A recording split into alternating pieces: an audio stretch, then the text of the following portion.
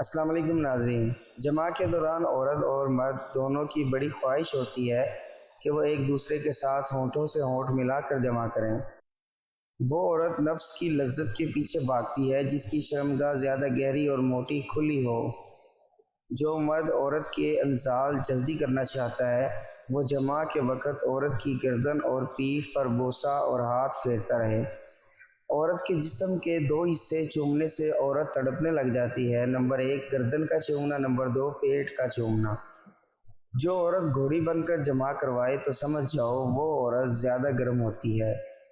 بوڑھی عورت کے ساتھ جماع کرنے میں 3 فائدے حاصل ہوتے ہیں۔ نمبر 1 احتلام میں کمی، نمبر 2 بڑھاپے میں کمی، نمبر 3 بدن کی طاقت برقرار رہتی ہے۔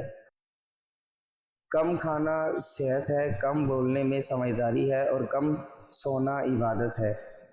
پیارے دوستوں، مزید ایسی اچھی ویڈیوز جاننے کے لیے ہمارا چینل ضرور سبسکرائب کریں۔